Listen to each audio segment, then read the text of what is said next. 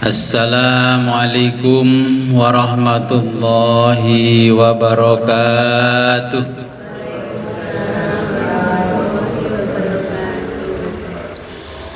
Bismillahirrahmanirrahim. Alhamdulillahi rabbil alamin.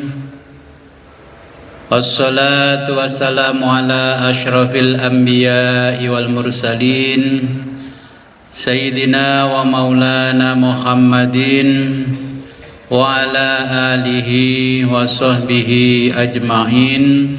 Amma ba'du, la hawla wa la quwwata illa billahil aliyyil azim.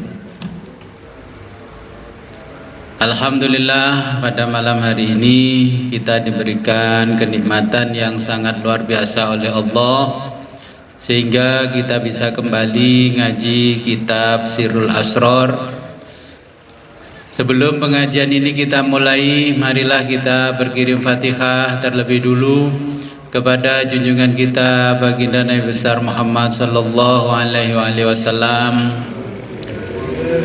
dan kepada muallif kitab Sirrul Asrar, juga kepada kedua orang tua kita. Semoga dengan berwasilah ini kita diberikan kemudahan oleh Allah Subhanahu wa taala dalam memahami kitab tasawuf.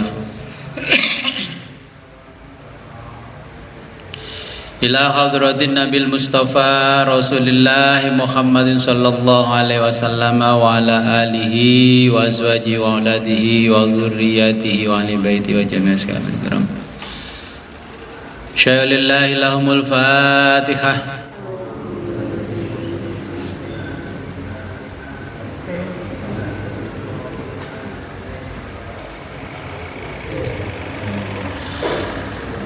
Wa thumma ila hadratil ghausil azamil qutbir rabbani wa haikalus samadani sultanil awliya wal arifin burhanul asfiya wal wasilina Bazullahil Ashhab Syekh Muhyiddin Abdul Qadir Al-Jilani Qaddazallahu sirrahul aziz wa nafa'ana bihi wa bi'ulumihi fid dharain wa li walidayhi wa li masyayikhi. Al-Fatihah.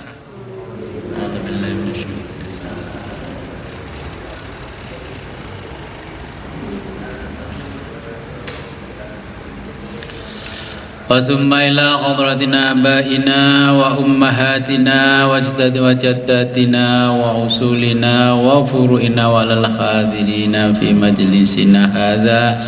Al-Fatihah.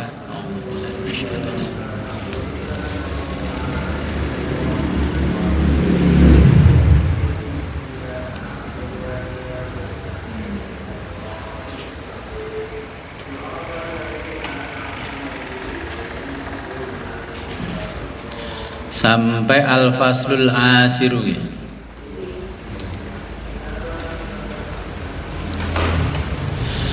Bismillahirrahmanirrahim.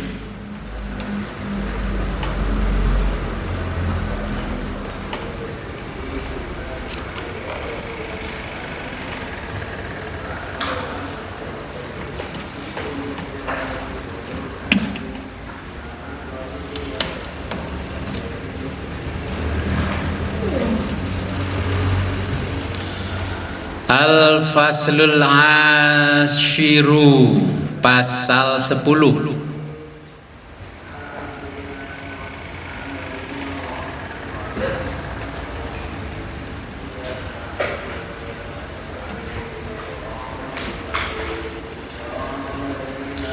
Fi bayanil hujubi, fi bayanil hujubi, menjelaskan tentang al-hujubi, tabir.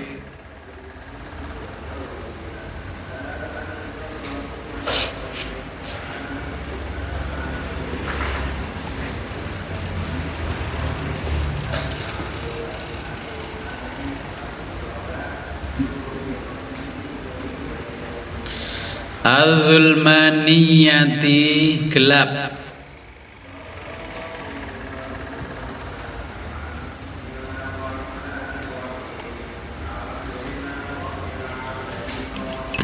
Bisa. Isinya berapa?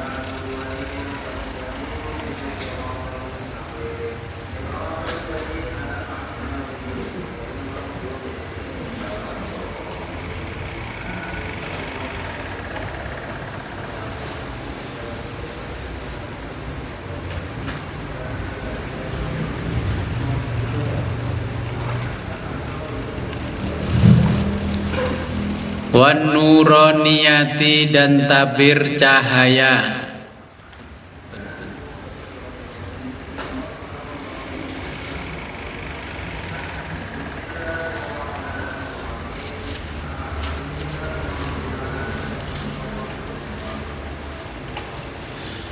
Qala Allah Ta'ala, berfirman Allah Ta'ala,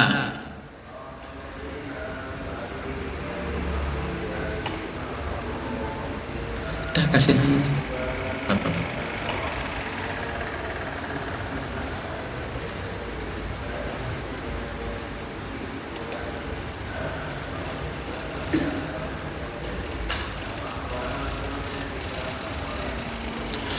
Mangkana barang siapa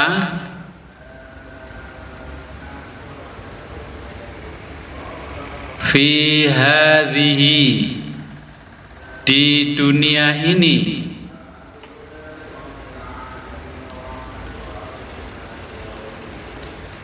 a'ma buta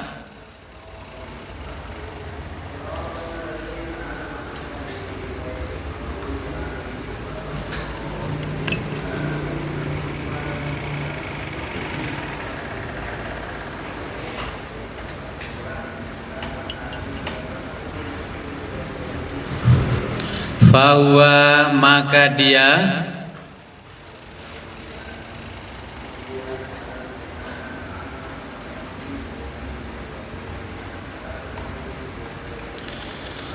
fil akhirati di akhirat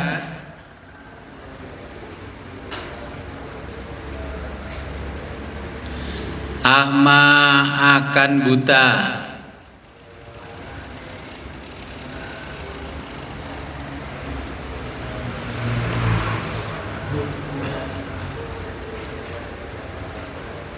wa adhallu dan tersesat jauh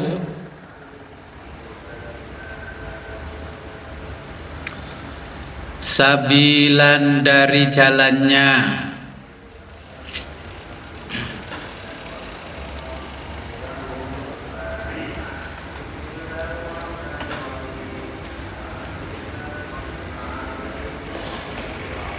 wal muradu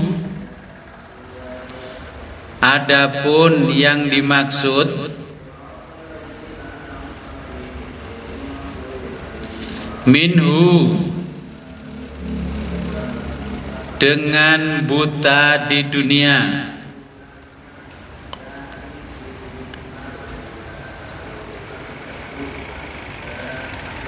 umyul qalbi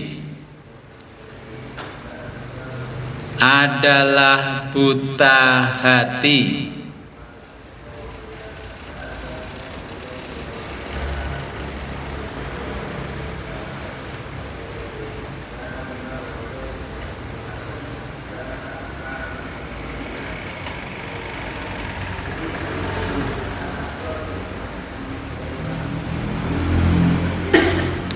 kama qala Allah Ta'ala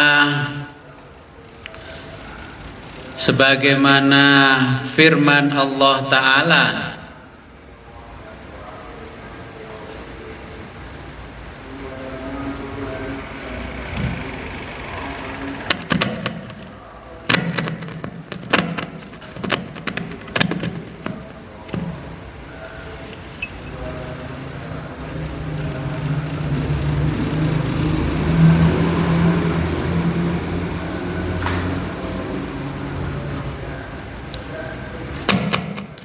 fa innaha maka sesungguhnya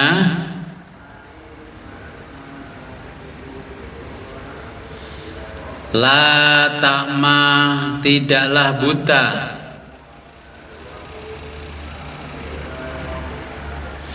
Al-absaru mata,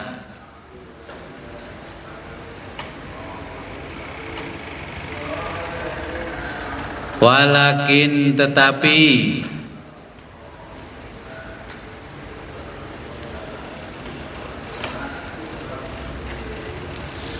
ta'ma yang buta,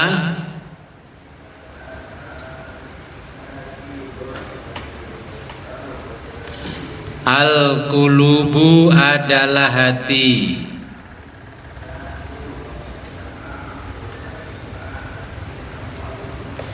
allati yang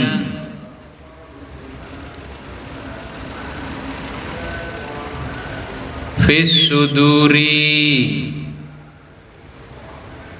yang berada di dalam as-suduri dada,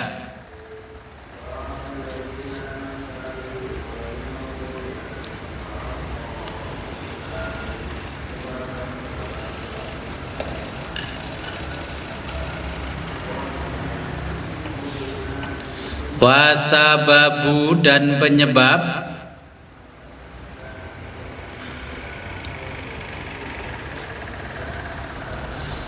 ikmaihi kebutaan hati,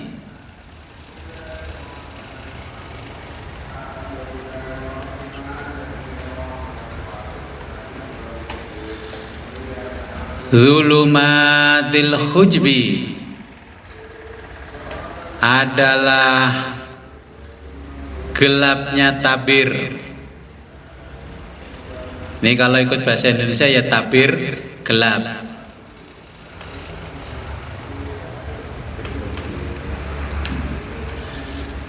Wal ghaflati dan lalai,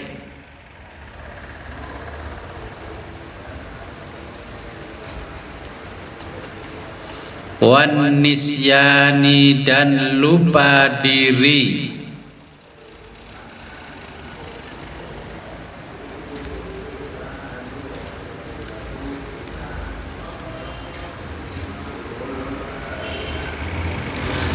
bisababi disebabkan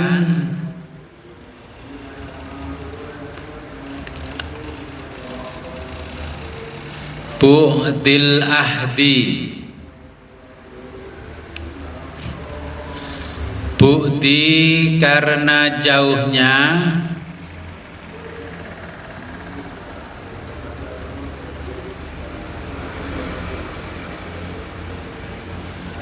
al-ahdi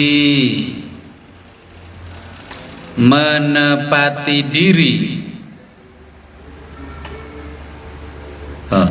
bu'di karena jauhnya diri, al-ahdi menepati janji,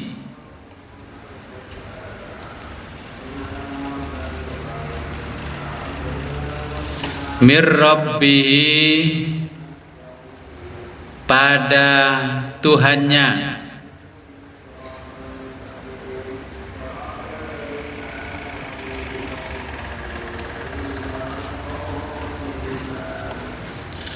wasababu dan penyebab,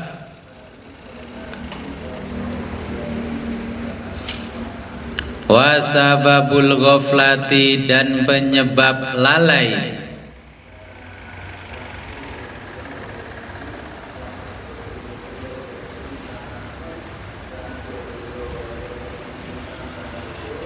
al jahlu adalah kebodohan,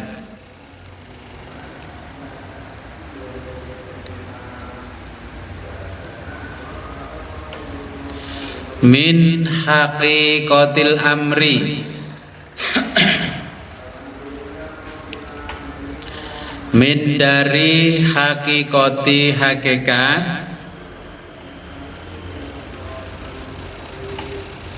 al amri perkara, al ilahi ketuhanan.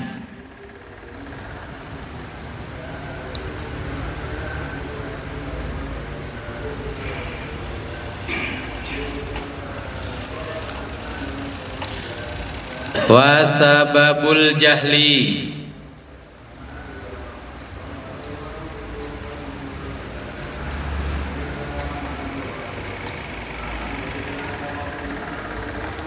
dan penyebab kebodohan.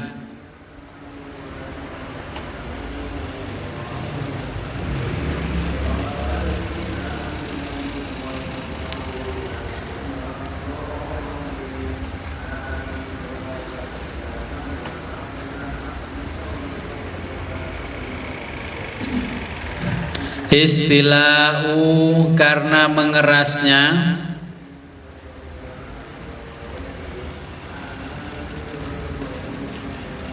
as-sifatiz zulmaniyati, sifat-sifat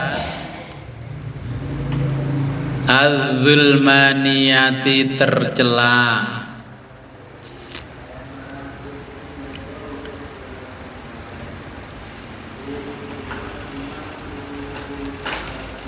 Alaihi pada hati,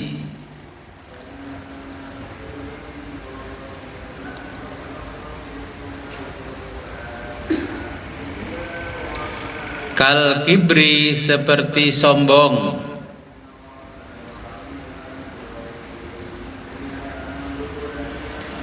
wal khaqdi dendam,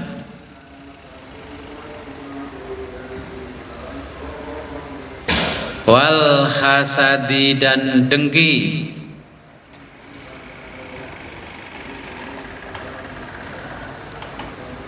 wal bukhli dan pelit,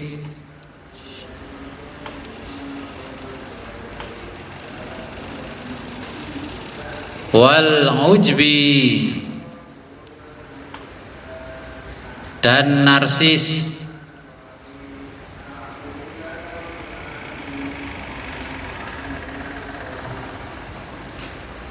wal ghibati dan gosip,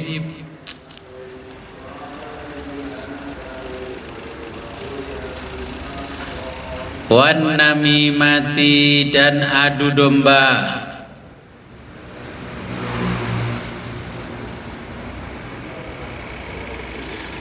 wal kadhibi dan bohong,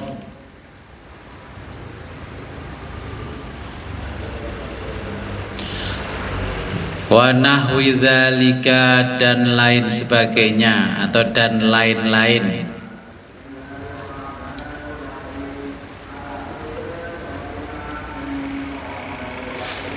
Minadz dzamaimi dari sifat-sifat yang tercela.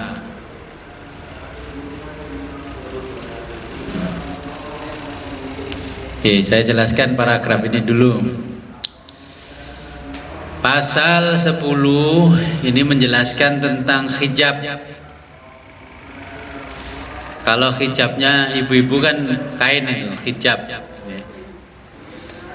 Terus ditulis dalam bahasa Inggris hijab.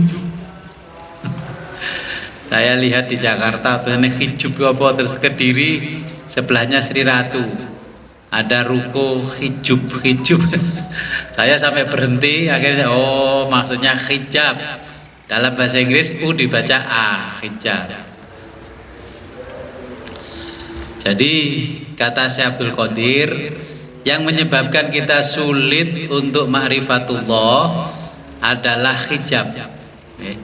Hijab al-zulmaniyati, hijab kegelapan, dan hijabnya cahaya.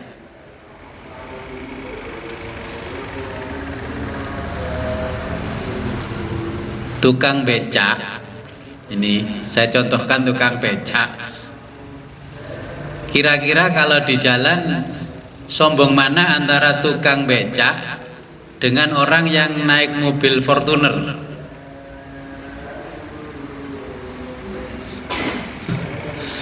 Ya. Jadi ketika kita diberi cahaya oleh Allah, cahaya kekayaan, akhirnya menghijab kita. Apa menghijabnya? Dulu pada waktu masih jalan kaki, melihat orang naik motor, alhamdulillah orang itu bisa naik motor. Kapan ya saya bisa naik motor?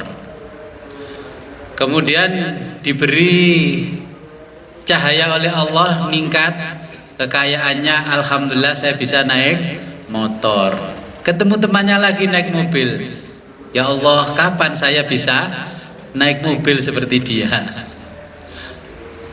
Akhirnya ngomong sama istrinya, "Ma, kita beli mobil pokoknya bisa ngelinding, bisa dipakai pergi kemana-mana."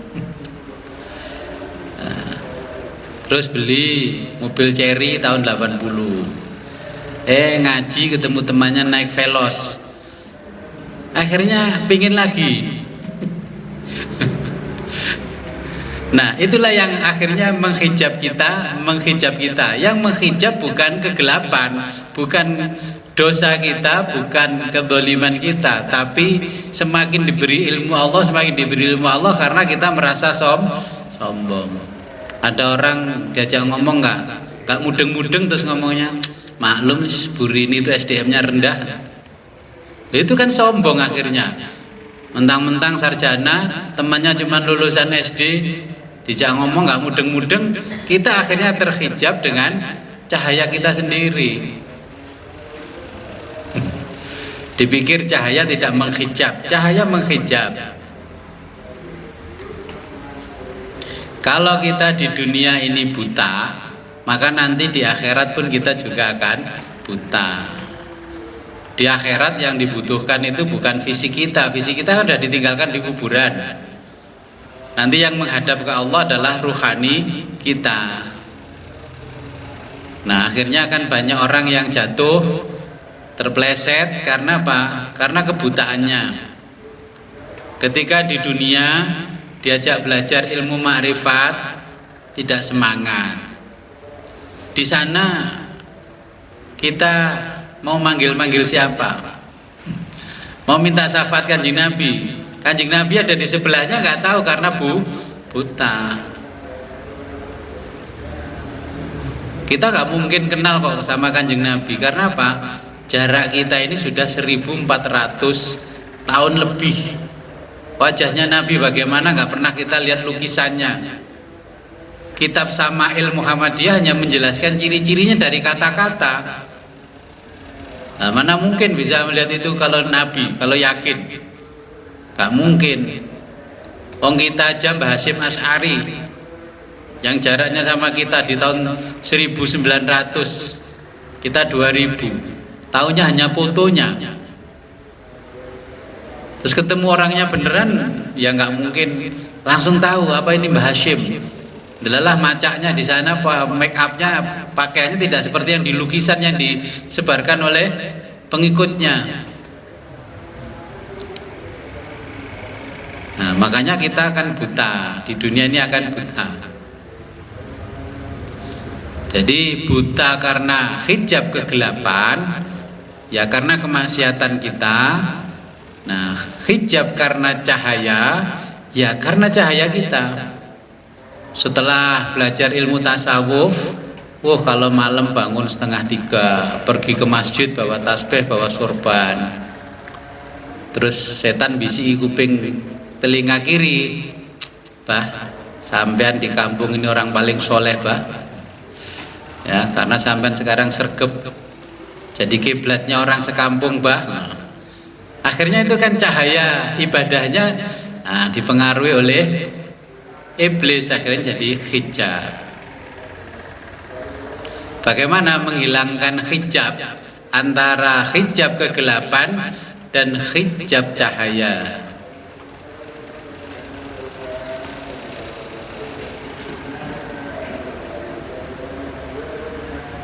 Kalau dipuji orang, kira-kira hatinya tambah mekar nggak?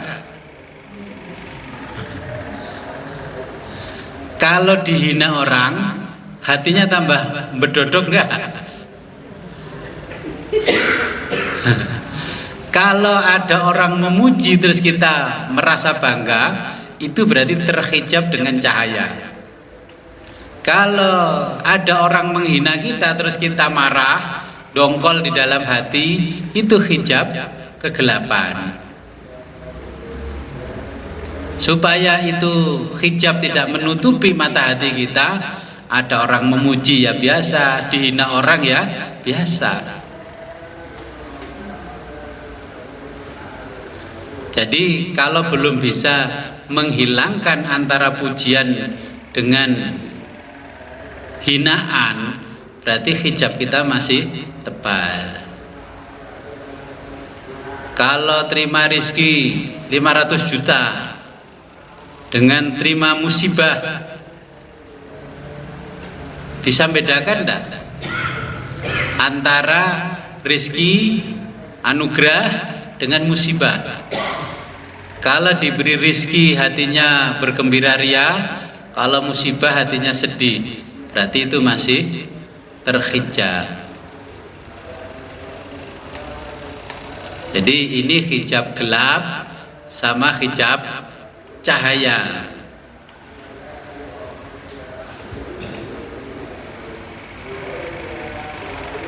Kira-kira bagaimana, paham?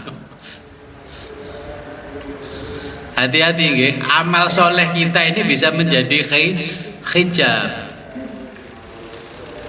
Jadi kalau masih terasa dipuji itu mumbul sedikit, naik ya, melayang sedikit itu, berarti kita masih terhijab. Kemudian ketika kita dihina orang, ternyata dongkol, marah ya, dengki muncul, nah akhirnya itu menjadi hijab kita. Jadi kalau ingin terbuka mata hati supaya tidak buta, jadi diberi nikmat, anugerah, musibah, ya sama rasanya, karena tidak terhijab, karena yang hadir di sini adalah Allah. Mungkin ada pertanyaan.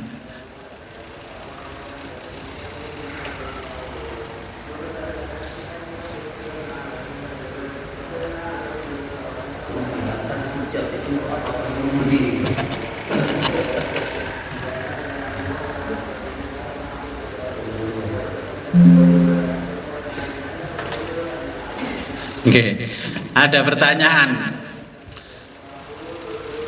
di majelis, ada pertanyaan, apakah untuk menghilangkan hijab perlu menyendiri topo broto? Nanti kalau kelamaan topo broto malah merasa jadi orang sakti.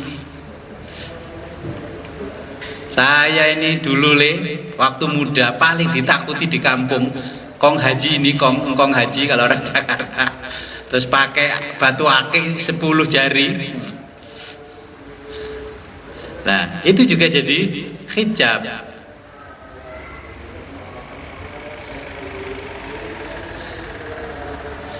Dulu Imam Junaid punya murid, gimana saya menghilangkan hijab supaya tidak terhijab antara kegelapan dan cahaya.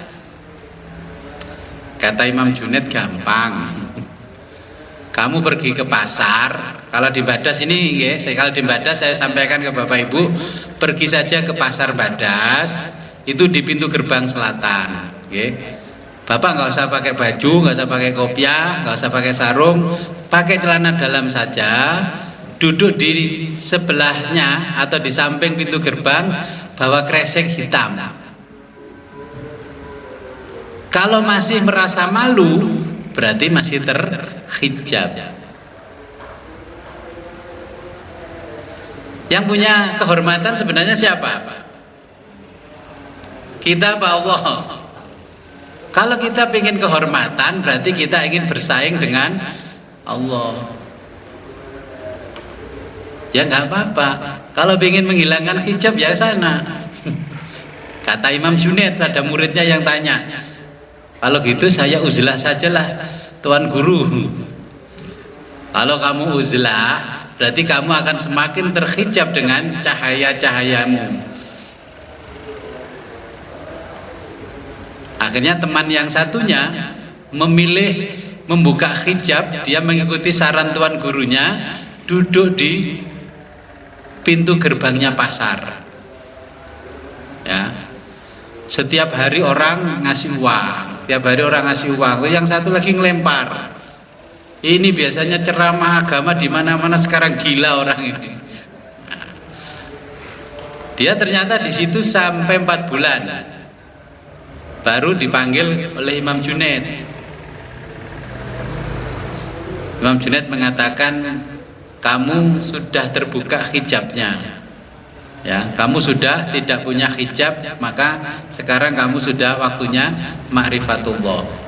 Yang temannya yang pergi ke gunung uzlah, dia lebih terhijab dengan ilmunya, karena dikasih kun fayakun, manjur.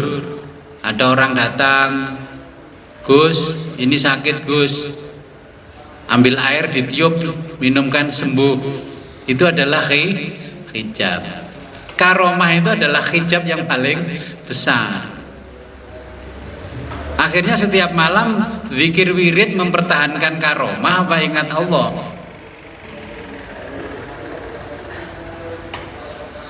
Terus dibilang jadi kiai nggak usah ilmu-ilmuan lah, dihilangkan saja ilmunya. Kira-kira gimana? Mau nggak?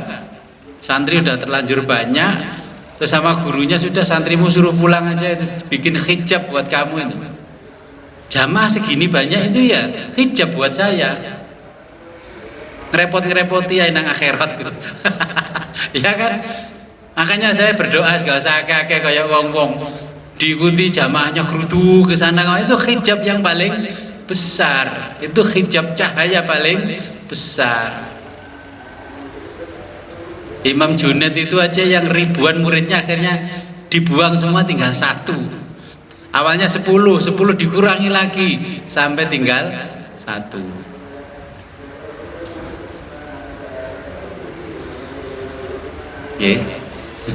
Gimana? Paham dengan hijab? Jangan dipikir hijab itu maksiat saja, amal soleh juga jadi hijab. Pinter baca kitab kuning begini ya hijab. Nggak ada orang ngaji di Badas ini kitab ngetop begini kalau nggak saya. Itu kalau di sini saja ngomong suara kecil gitu aja jadi hijab. Banyak orang lewat itu tanya, siapa yang ngaji Sirul Asror? Ini kalau nggak ulama besar nggak mungkin bisa ngaji ini. Satu sisi orang itu kan meremehkan kita. Dipikir terus wong sing gede tuwek janggoten, ulama besar ngaji kita seperti ini. Anak muda masa nggak boleh? Ya boleh dong. Kan pahalanya lebih banyak yang muda yang pergi ke masjid daripada yang tua pergi ke masjid. Kata Nabi, kalau kamu masih muda, kamu sergap ke masjid, kamu ibadah di sana, pahalamu lebih besar daripada yang sudah tua.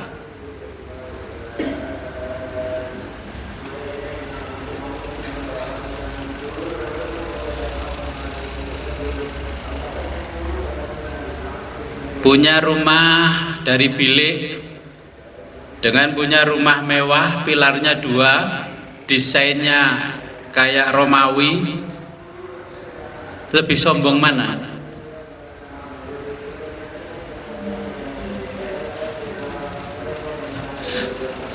Rumah gede gitu lebih sombong mana sama yang pilarnya seperti Romawi?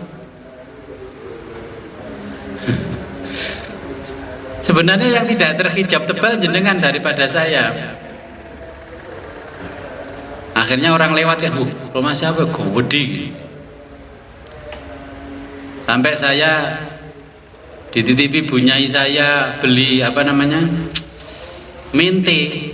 Tanya, dalamnya putih Pak, Badas Setan Pasar. Napa nih griya gede nih kusing ngene?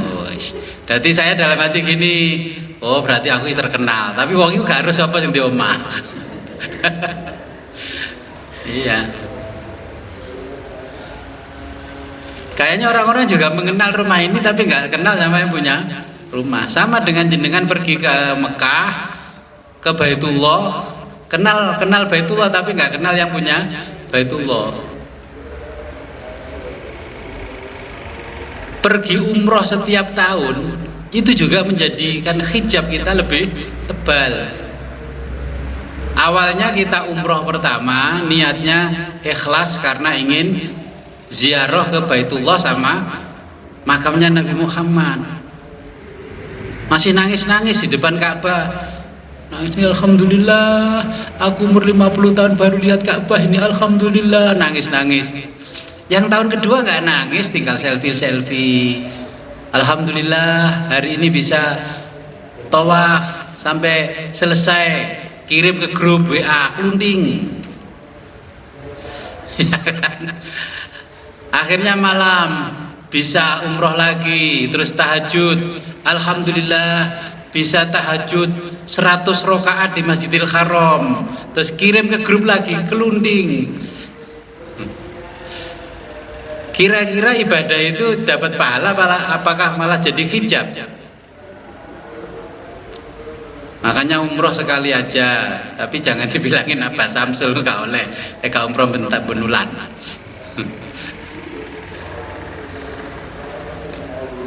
Ya, dikirain orang-orang itu. Makanya Allah itu mengatakan ibadah haji itu sekali seumur hidup, dan manis tato'a ilaihi sabila. Pilih mana, haji dulu apa nguliahkan anak dulu? Sekak kuliah gak apa-apa, yang penting aku dipanggil Pak Kaji. Pilih mana? Minterno anak dulu apa haji dulu? Wis masih dodolan sawah lah.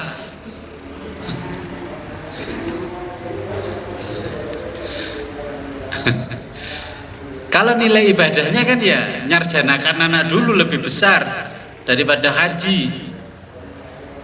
Ujung-ujungnya kalau niat kita nggak bener pergi haji, itu malah apa bedanya sama wisata religi? Tawaf, sa'i di video, kirim grup, kirim Facebook, kirim Instagram. Apa bedanya dengan napak tilas? Kan ya nggak ada bedanya. Akhirnya cuman dapat yaitu tadi like, share, and comment pahalanya.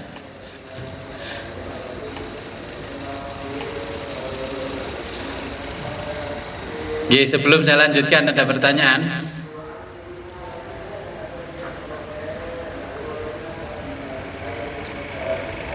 Jadi sudah paham ya dengan hijab?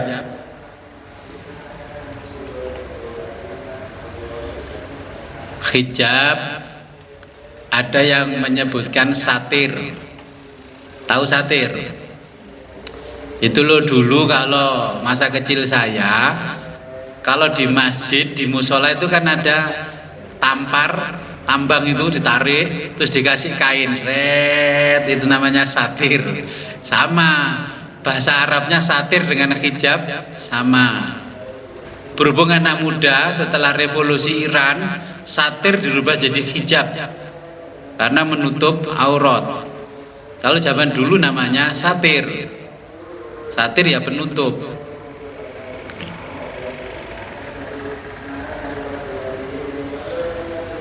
Kalau hijab yang gelap-gelap kan sudah hafal, gosip bikin gelap, ya. Adu domba bikin gelap dan sebagainya. Kita sering buat berita hoax di medsos, itu juga tabir gelap. Tabir yang cahaya ini yang kadang-kadang kita nggak mampu menahan karena tabir cahaya. Orang semakin terkenal, itu malah menjadikan kita menjadikan hijab semakin tebal. Jadi ketua organisasi keagamaan di tingkat kecamatan sudah minta ditulis di depan namanya KH.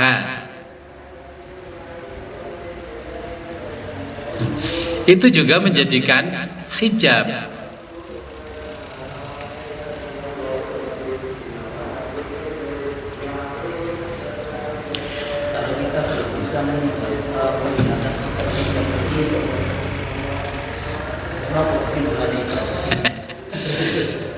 Gimana kalau belum bisa meninggalkan hijab-hijab ini?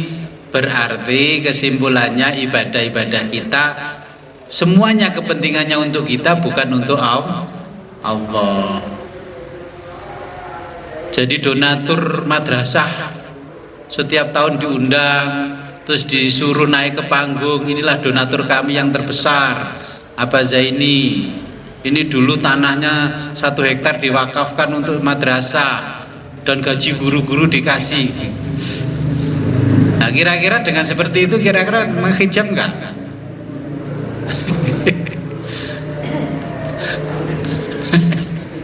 Ya tadi yang namanya pencitraan itu juga menghijab. Apalagi di situ ada foto besar para donatur, terus enggak donatur lah, bahasa keagamaan, waqifin waqifat. Lho rek iku kudune kok kirim Fatihah setiap Jumat itu, waqifin waqifat. Terus takoki malaikat di alam kubur, sajane kowe biyen ikhlas gak sih nyumbang, kok majibno generasi setelahmu harus kirim Fatihah.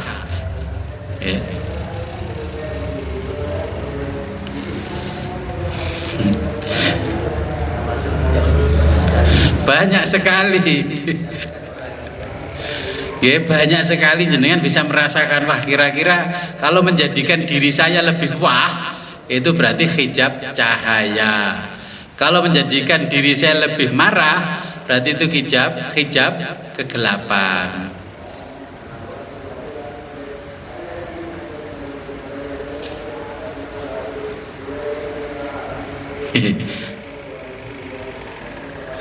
Oke, kalau nggak ada pertanyaan saya lanjutkan.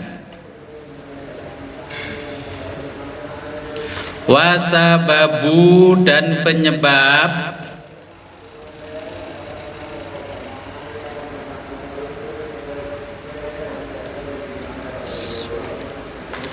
tanazzulihi manusia jatuh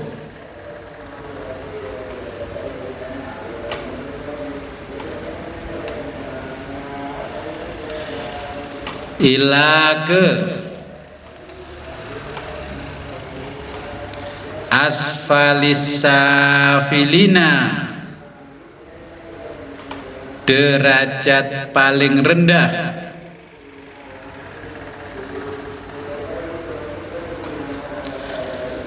Hadhihi sifati adalah sifat-sifat ini.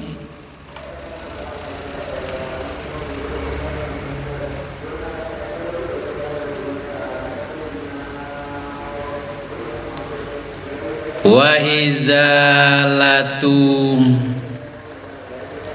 adapun cara menghilangkan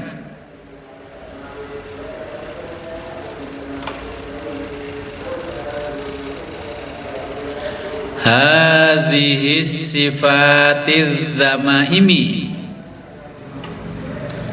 hadhihi sifati sifat-sifat az-zamaimi tercela, ya, sifat-sifat tercela ini kalau terjemah bahasa Indonesianya.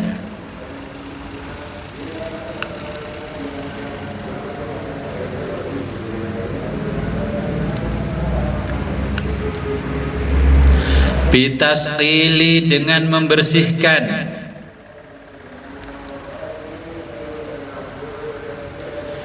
mir'atil qalbi, cermin hati,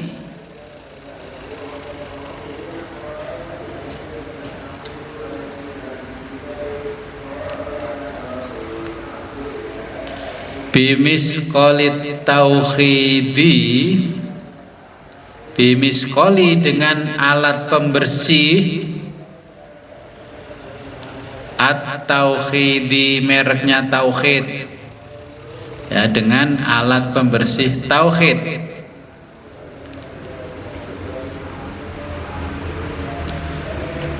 Wabil ilmi, dan dengan ilmu.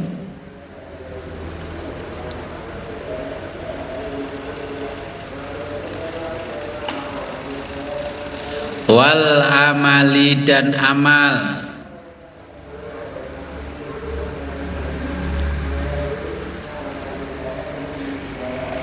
wal mujahadatil qawiyati, wal mujahadati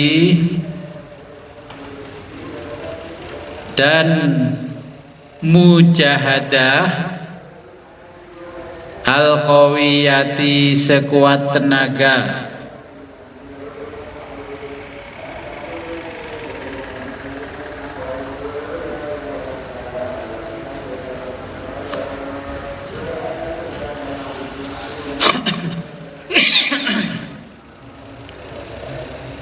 batinan wa dhahiran, batinan secara batin, wa dhahiran dan lahir. Jadi kalau bahasa kita ya lahir batin.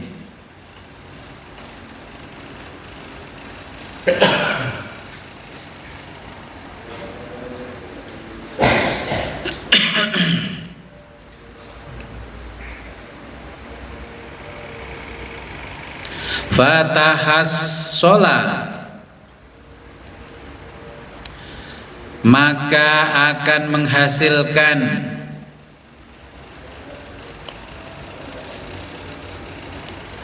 hayatul qalbi, hidupnya hati,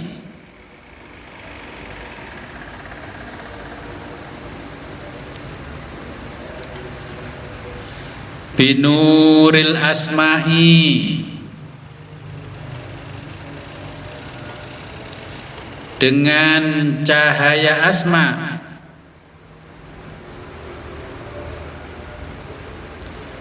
wasifati dan sifat-sifat,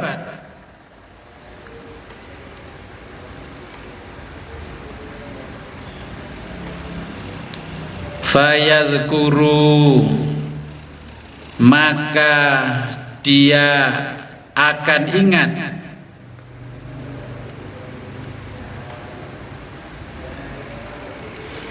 watonuhu negeri, watonuhul asliya,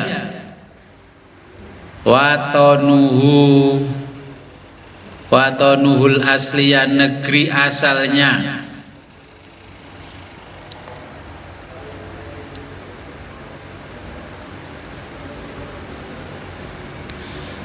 fayashtaqu ilaihi, fayashtaqu maka ia akan rindu,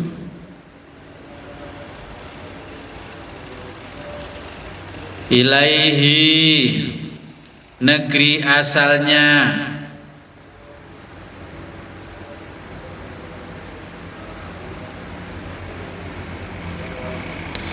fayarji'u dia ingin kembali,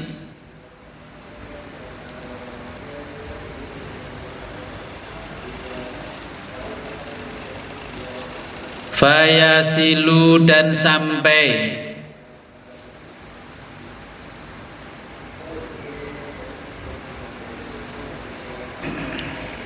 biinayatir rahmani, biinayati dengan pertolongan ar-rahmani, Allah yang maha pengasih,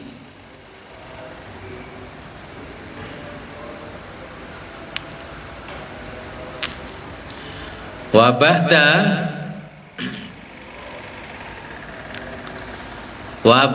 dan setelah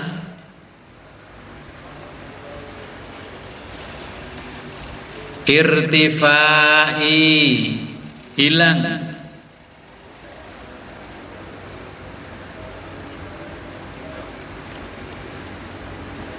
hadhil hujubiz zulmaniyati,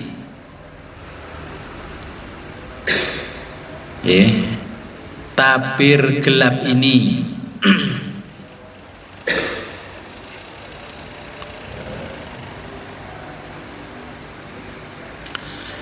wa tabqa maka yang tersisa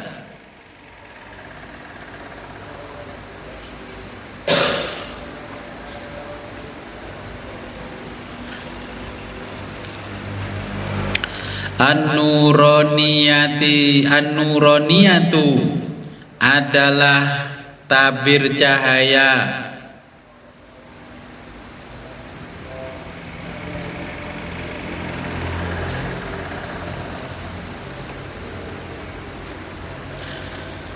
wayasiru dan dapatlah melihat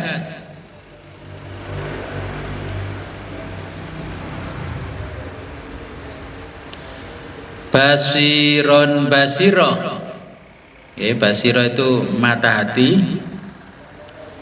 tidak usah diterjemahkan mata hati, basiro saja. Wayasiru dan dapatlah melihat basiron basiro, bibasirotir ruh, bibasirotir ruhi, dengan pandangan ruh.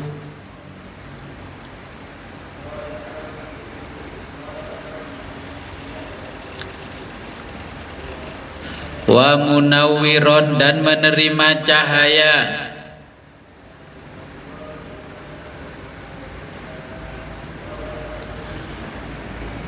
binuril asma'i dengan cahaya asma,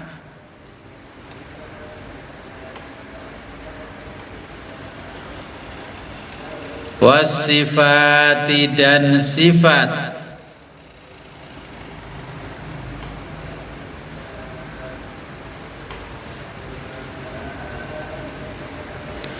hatta hingga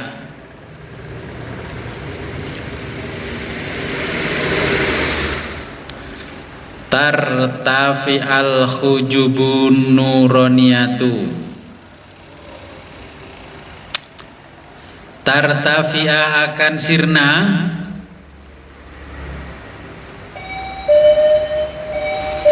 al khujubun nuroniyatu, penutup cahaya atau hijab cahaya,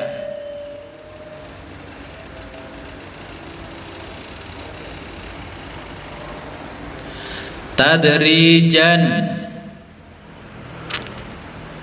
dan dengan sendirinya,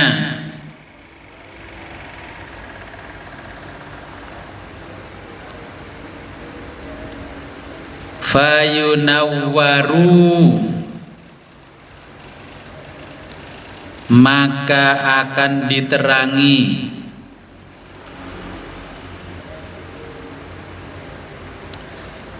binuridzati dengan cahaya zat.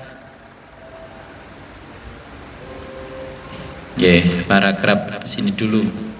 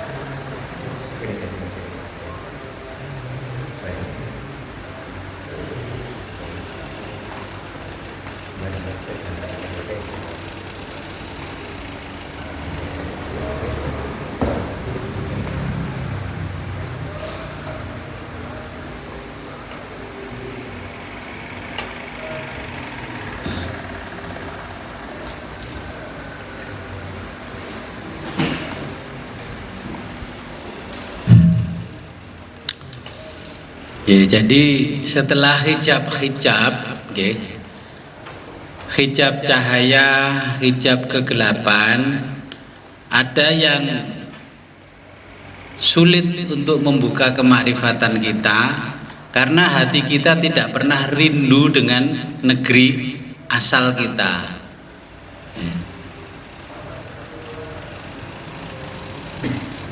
Jenengan ngaji tasawuf ini, Bapak Ibu, rindu negeri asal apa pengen tahu ilmu makrifat?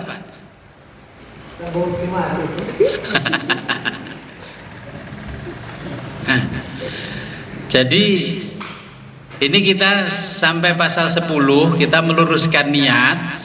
Ngaji tasawuf itu tujuannya supaya kita bisa kembali ke negeri asal. Dan rata-rata orang kalau diajak kembali ke negeri asalnya tidak mau. Kita ini sama dengan orang Boro. Kita bukan Doro di sini, orang Boro. Tahu Boro?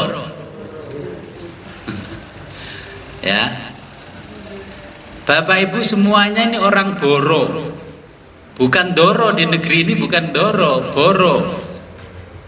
Elo zaman akhir Doro kalah karo wong Boro. Jenengan ini orang Boro semua.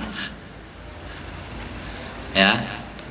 Orang Boro itu sama dengan kita pergi ke Arab, ke Taiwan, Korea, Jepang, Malaysia. Kita ke sana itu statusnya tenaga kerja Indonesia. Sudah dikasih tahu kampung halamanmu itu Indonesia, Jawa, Kediri, nggak mau pulang-pulang. Ketika pulang dia nggak tahu.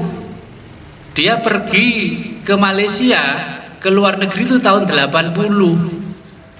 Tahun 80 itu 2 juta, itu dapat 100 ruh tanah di sini. Pulang tahun 2025, dia cuma bawa uang 100 juta, nggak dapat 10 ruh. Sekarang 1 ruh sudah 20 juta. Sudah dibilangi suruh pulang dulu, nggak pernah pulang. Nah, jadi memang hambatan setelah hijab itu adalah kita nggak pernah rindu dengan negeri asal. Padahal kalau kita belajar ilmu filsafat, kematian itu hal yang pasti. Tapi kenapa kalau saya ngomong kematian, Bapak Ibu malah hatinya sama telinganya itu gatel? Ya kan? Diomongi kematian itu pasti. Kenapa tidak siap-siap? Saya kan ditanya orang nih, Gus, kenapa sih umur kita itu tanggal kematiannya kok dirahasiakan oleh Allah? Lah kamu pengen dikasih tahu apa pengen dirahasiakan? Kira-kira nyaman mana kita nggak tahu dengan kita tahu? Nyaman nggak tahu, berbuat maksiat sedikit-sedikit nggak apa-apa. Kalau tahu kan takut itu. Itu rahasianya Allah menyembunyikan tanggal kematian kita. Itu Gus sudah sakit parah nggak mati-mati. Yang sehat kemarin ketemu saya ngopi, malamnya mati.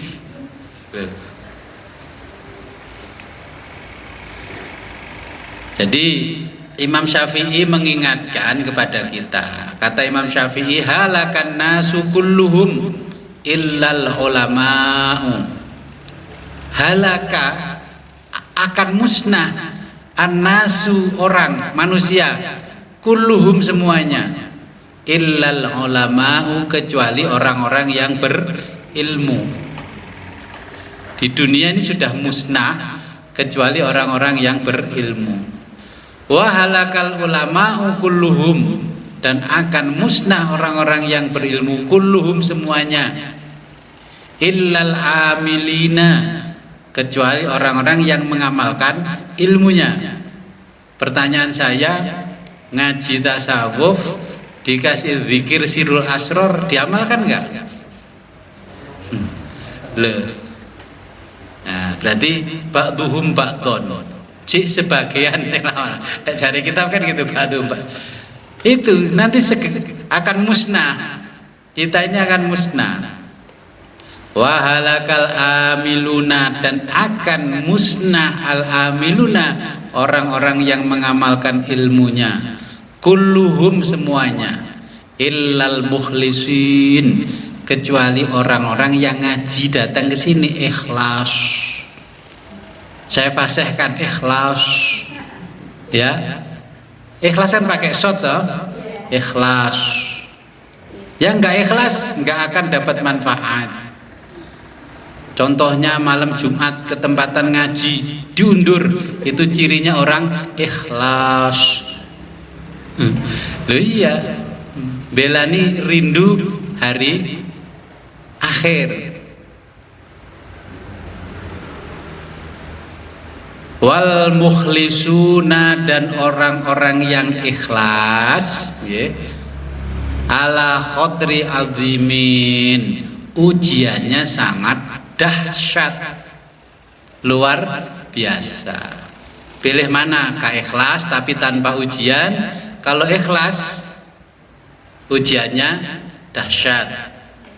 Ya kalau motivator dahsyat, dahsyat, dahsyat, besok dapat uang 5 juta.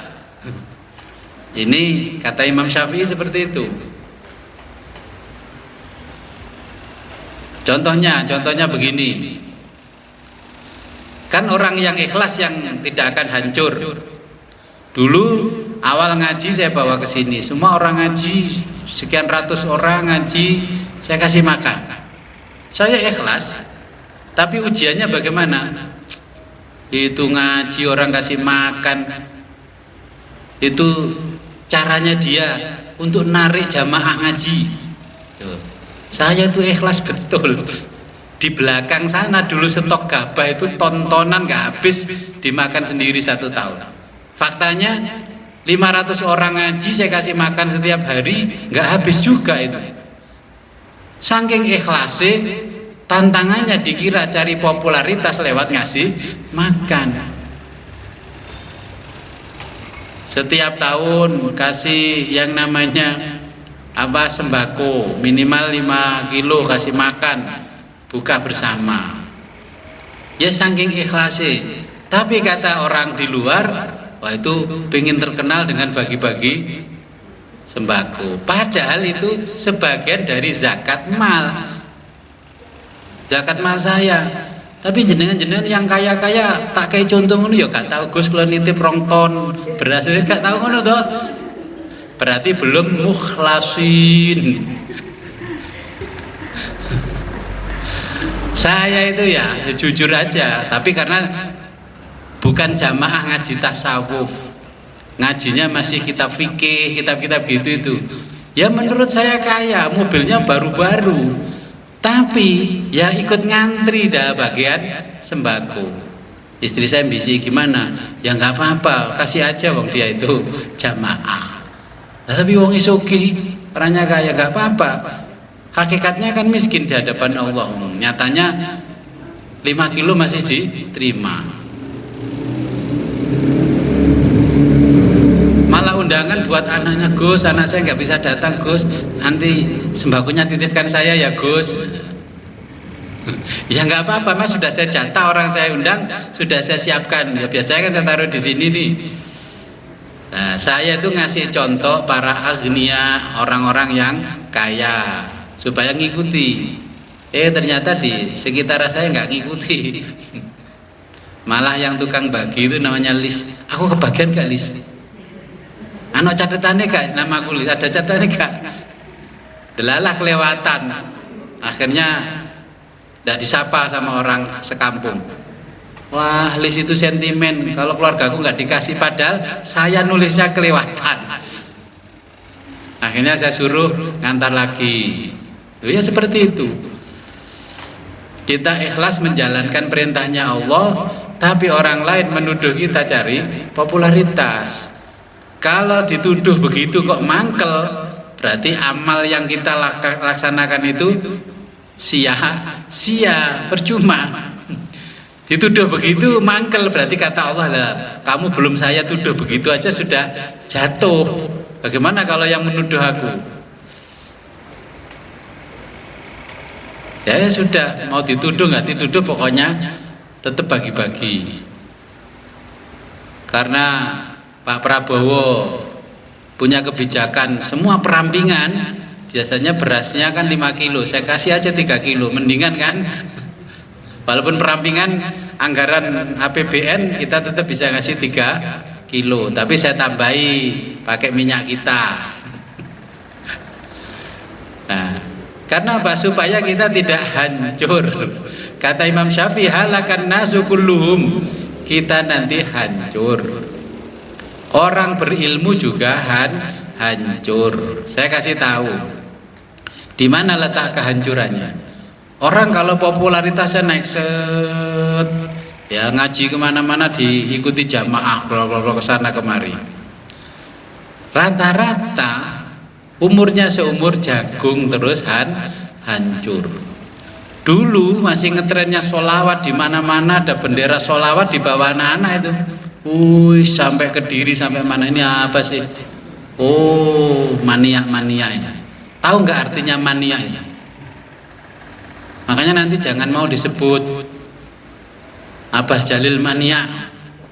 Mania itu artinya orang gila. Kalau nggak percaya lihat di Google Translate mania. Makanya saya tuh istilah mania. Oh, ini wong kentrung-kentrung. Bahasa Jawa ini kan kentrung gitu. Kalau orang pantai utara, Bojonegoro, Tuban sampai Cepu kan komprung. Ya.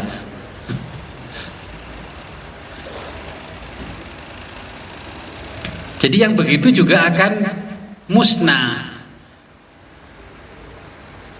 Karena apa? Lama-lama keikhlasannya tidak ada. Kamu kalau ngundang saya sendiri, saya nggak hadir. Tapi kalau kamu ngundang grup sholawat saya, kamu nggak perlu bayar saya.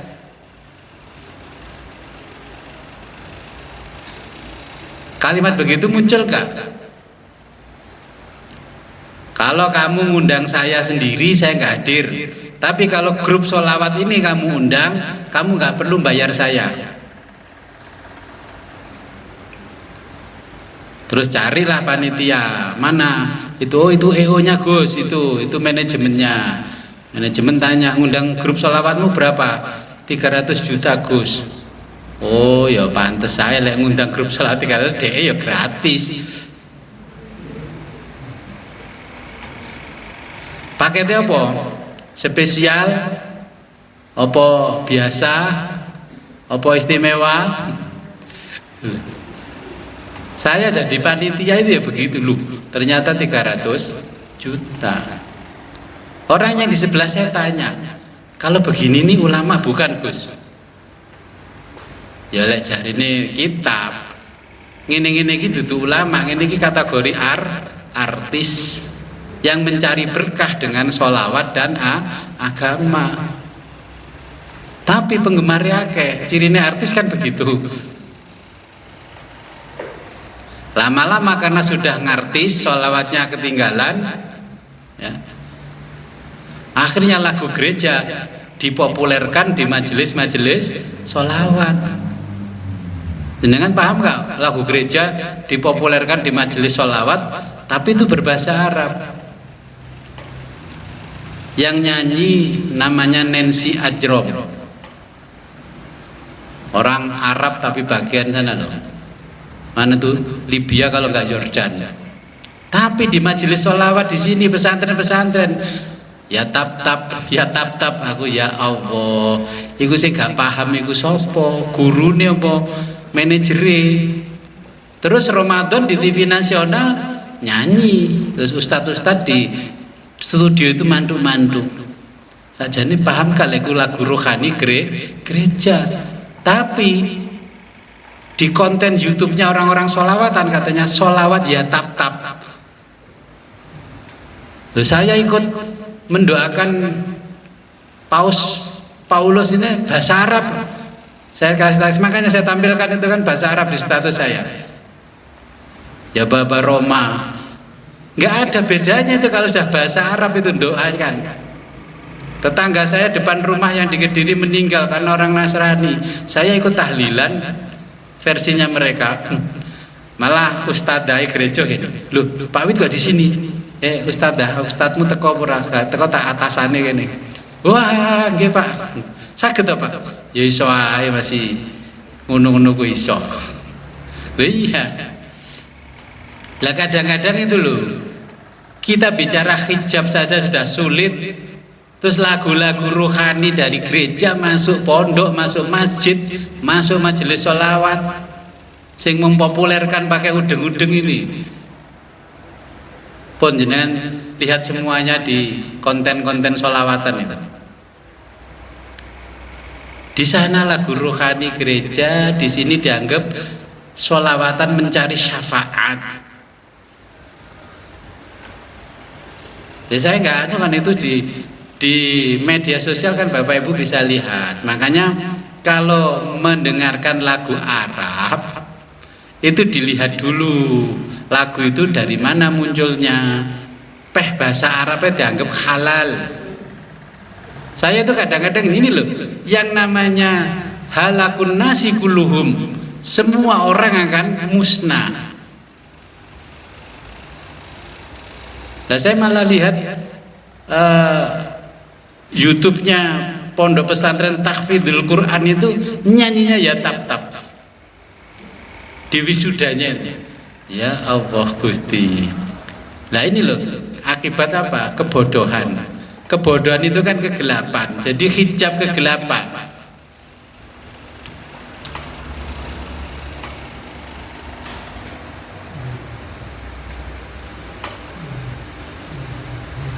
Oke, sebelum saya lanjutkan,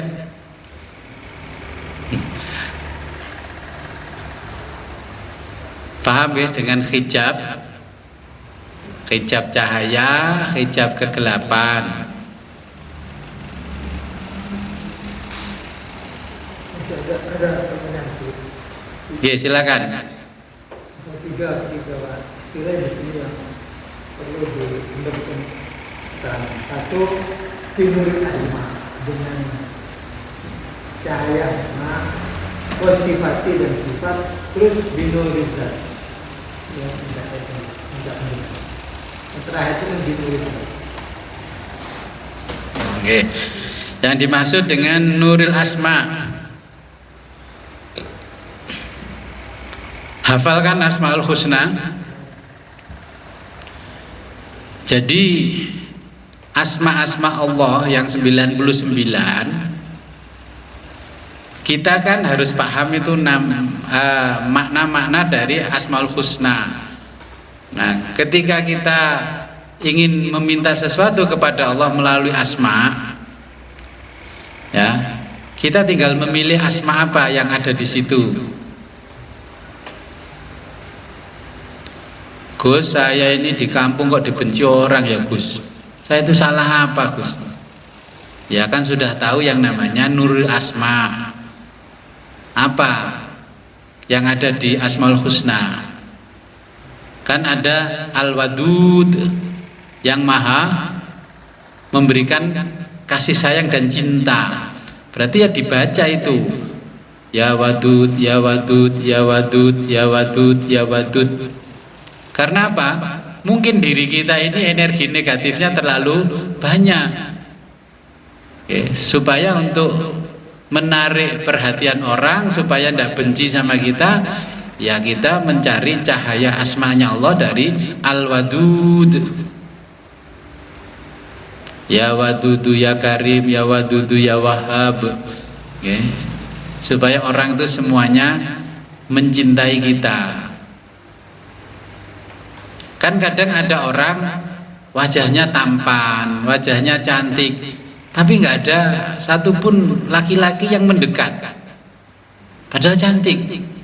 Sing orang perempuan hitam saja suaminya ganteng. Kan sering lihat gitu kan? Ini ada perempuan cantik, suaminya hitam, nggak tinggi. Loh. Kan berarti dia menarik walaupun hitam. Saya tanya, kamu kok istrinya cantik? Saya hitam kan kayak sepur Gus, selalu dinanti orang. Ya. Walaupun cantik ganteng kalau tidak ada daya tariknya al-wadud, ya nggak ada yang lirik.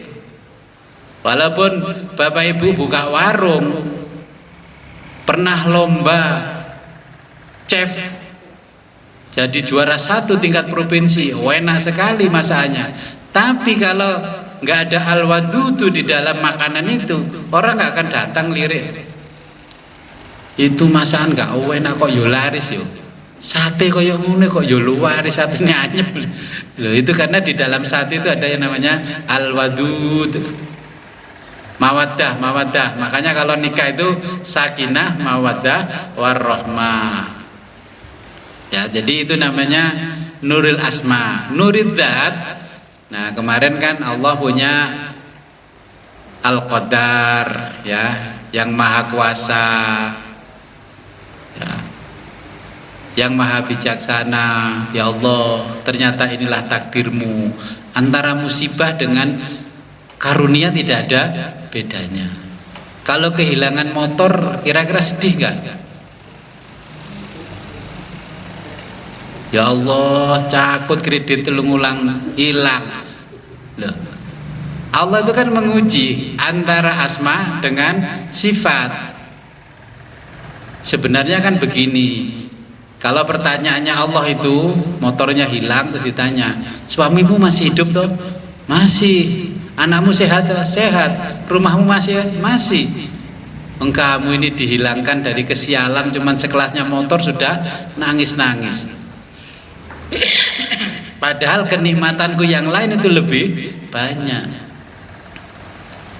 Makanya harus nanti menerima musibah dan karunia itu sama. Musibah itu ya nikmat yang besar,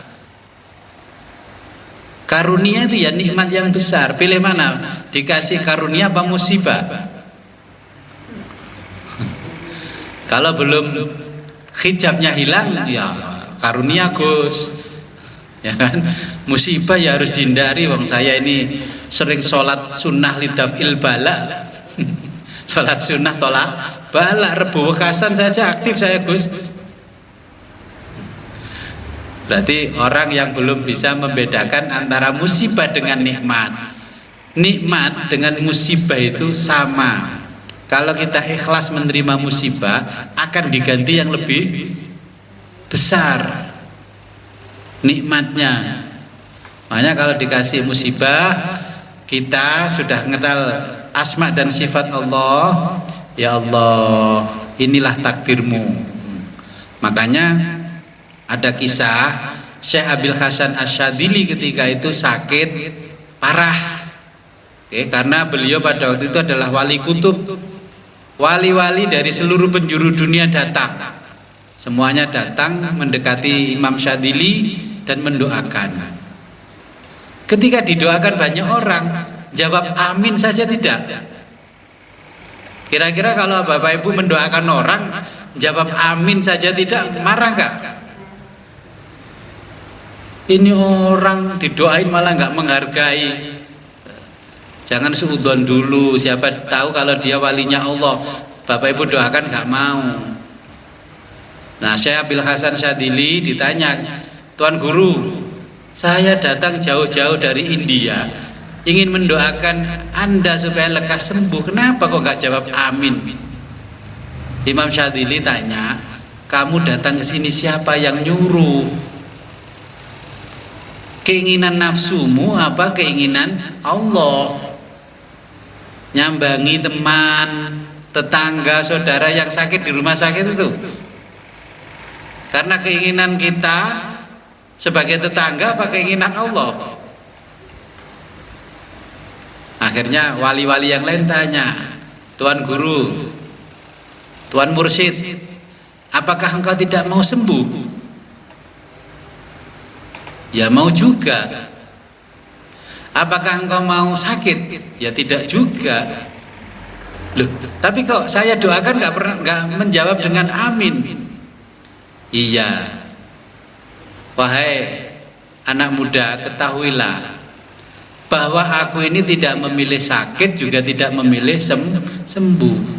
Karena aku sudah tahu sifat dan zatnya Allah, aku menunggu pilihan Allah yang terbaik untukku.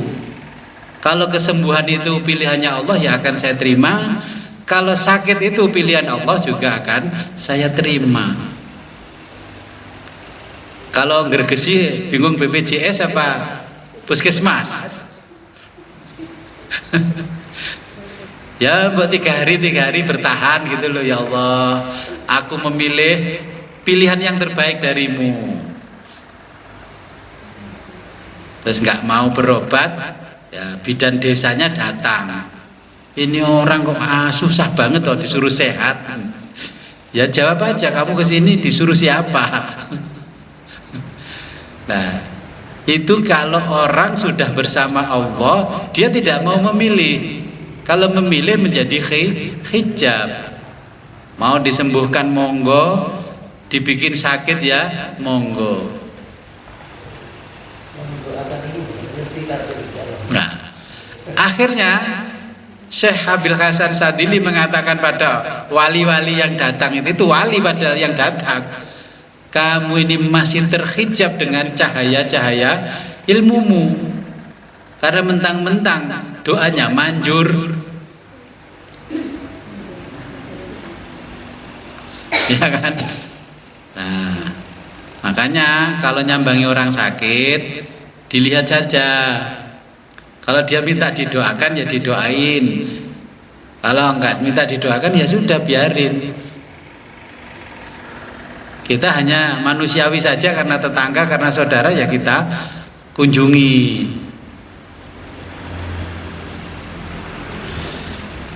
Jadi seperti itu. Nanti kalau hijab-hijab ini sudah hilang dari kita, maka nur yang dari sifat dan asma'nya Allah akan muncul, namanya zatnya Allah. Dari mana? Ya dari mir'atul qalbi, dari cahaya cermin hati kita.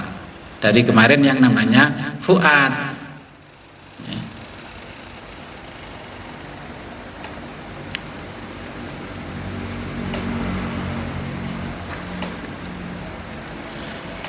Oke, kita lanjutkan.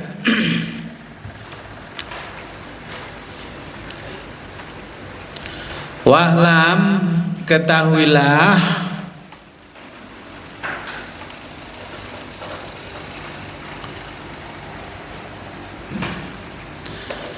wa'lam dan ketahuilah, anna lil qalbi, bahwa kolbu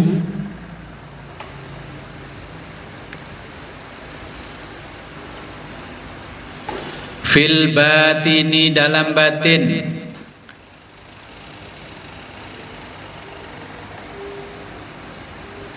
ainaini, memiliki 2 mata,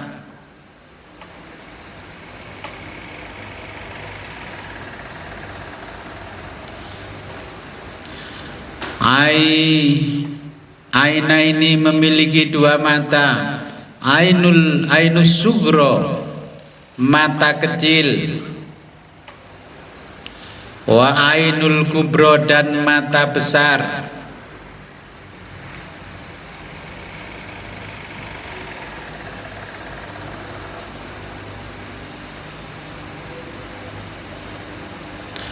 Fa ainus sugro, mata kecil,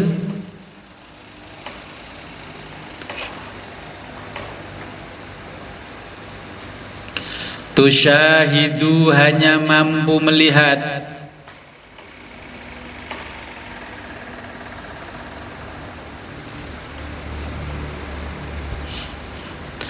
tajalliyati sifati, tajalli sifat,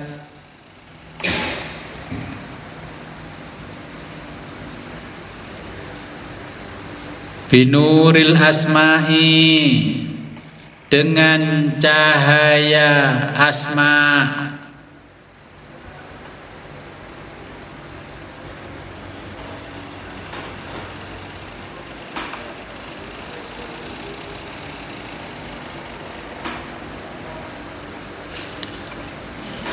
wasifati, dan sifat,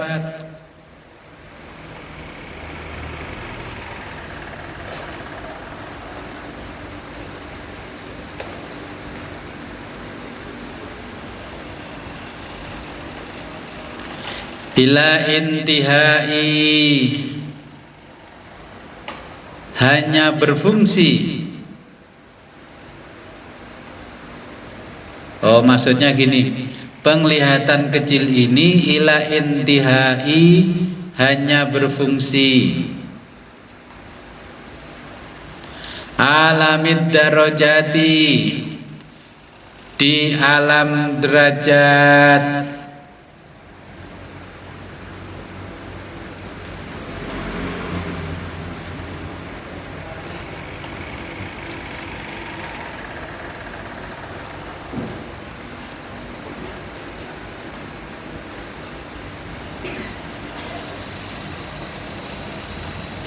Wa ainul kubro, dan mata besar.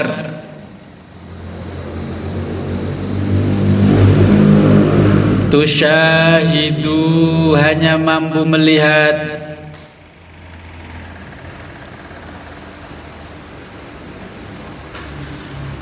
Tajalli anwaridzati, cahaya zat.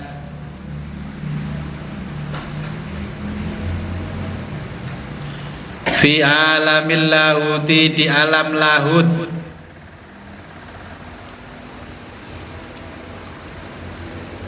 Wa huwa, yaitu al-qurbatu, yaitu alam al-qurbah.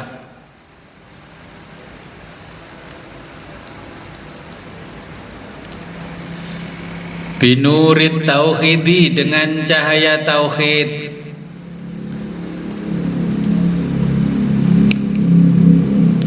Al-ahadiyati, yang tunggal.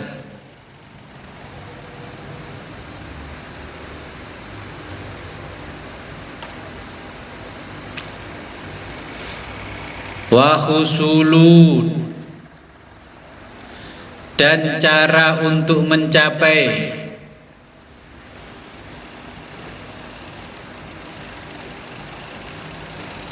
Hadhil marotibi, tingkatan-tingkatan ini.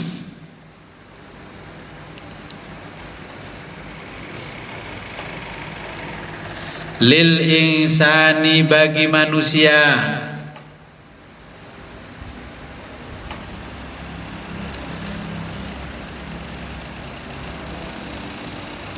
Bil mauti, dengan kematian.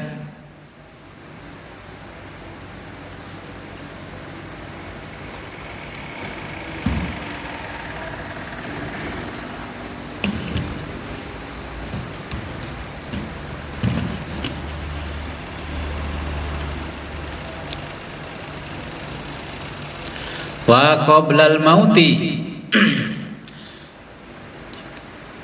wa qabla, jika sebelum al mauti, kematian.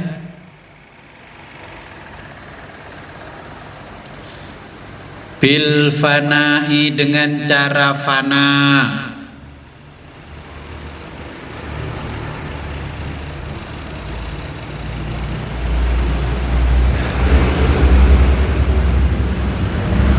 Minal basyariyati, seseorang. An-nafsaniyati, dari hawa nafsu.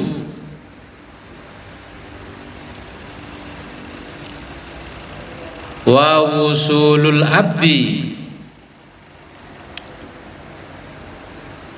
wa wusulu, dan sampainya al abdi, hamba.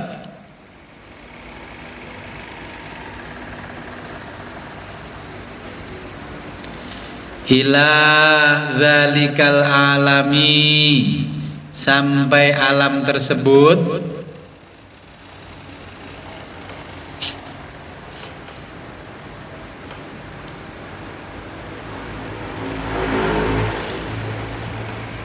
Bi qadril inqita'i, bi qadri, sangat tergantung. Al-inqita'i, keputusan. minal basyariyatin nafsaniyati. Min dari al-basyari manusia, an-nafsaniyati. Nah, jadi hawa nafsu tergantung, sangat tergantung keputusan dari hawa nafsu manusia. Saya jelaskan dulu di paragraf ini. Nah, ada cara yang bisa lebih ideal buat kita kalau ingin makrifat kepada Allah. Cara yang cepat adalah mati. Kalau takut mati, maka di dalam ilmu tasawuf dengan cara fana. Fana itu kalau bahasa Jawa artinya mati sajroning urip. Jadi mati dalam hidup, hidup dalam mati. Ya, kalau makna Jawanya yaitu, tapi biasanya bahasa Arab itu kalau diterjemah ke dalam bahasa Indonesia itu tingkatannya turun, downgrade. Contoh, kalau anak TK sampai SD itu namanya apa? Murid. SMP SMA namanya siswa. Perguruan tinggi namanya mahasiswa. Ya, S1 sampai S3 mahasiswa. Tapi dari bahasa aslinya, kalau TK PAUD TK sampai SMA aliyah, kalau di bahasa Arab namanya tilmidun. Ya, tilmidun laki-laki, kalau perempuan tilmidatun. Nah, kalau sudah kuliah di perguruan tinggi namanya tolabah, mahasiswa. Kalau sudah lulus S3, dia menempuh pendidikan di atasnya lagi seperti postdoktoral, ya sampai jadi profesor, itu namanya al-murid dalam bahasa Arab. Murid. Gurunya namanya al-mursyid. Nah, berarti murid itu kalau dalam bahasa Indonesia PAUD sampai TK, SD. Ya, berarti kan downgrade itu, turun kan derajatnya. Murid itu orang yang sudah lulus S3 baru boleh belajar di atasnya, namanya murid. Gurunya namanya mursyid. Tapi ketika kita masuk ke wilayah thariqah, sekolahmu apa? Wis dadi murid. Tiba-tiba orang itu juga jadi mursyid. Nah, ya kan? Jadi kita kalau mau menerjemahkan itu tanya dulu bahasa Indonesia atau bahasa Arab. Ya, makanya dalam bahasa Arab namanya fana, dalam bahasa Jawa namanya mati sajroning urip, mati dalam hidup. Artinya apa? Kalau kita makan nasi sudah tidak bisa merasakan nasi itu rasanya seperti apa, berarti kita sudah fana. Nggak ada bedanya antara kita sama yang dimakan. Berarti yang ada hanya Allah. Berarti kita sudah tidak ada. Menerima musibah, menerima anugerah sama. Kalau dihina kok sakit hati, berarti belum fana. Kalau dipuji kok tambah bangga, berarti juga belum fana. Yang ada masih kita, belum Allah di dalam diri kita. Ya, ujiannya seperti itu, seperti muridnya Imam Junaid. Kalau nggak percaya Bapak Ibu sana pergi ke pasar, ya pakai celana dalam aja, pakai kresek gitu. Nanti paling yang terkenal bukan Bapak Ibu, saya yang terkenal. Iku lho muridnya Widodo saiki komprung kabeh. Padahal itu menguji kita sudah fana apa belum. Wong malu aja malu sama orang, gak malu sama Allah kan? Orang itu malunya sama orang, bukan malu sama Allah. Orang itu tidak ingin dihargai Allah, tapi ingin dihargai manusia. Makanya kalau orang ingin dihormati itu berarti di dalam dirinya kosong dengan kehormatan kehormatan. Orang gila hormat itu kan berarti dalam dirinya tidak ada kehormatan. Kalau yang dipandang Allah, walaupun pakai celana dalam saja di pinggir pasar nggak ada masalah. Terus karena tetangganya Gus Komari ngomongnya gini, wah itu Abah Nastain ketempelan Gus Komari, karena tetangganya. Gus Komari itu guru, orang alim, karena dia pingin fana sampai seperti itu.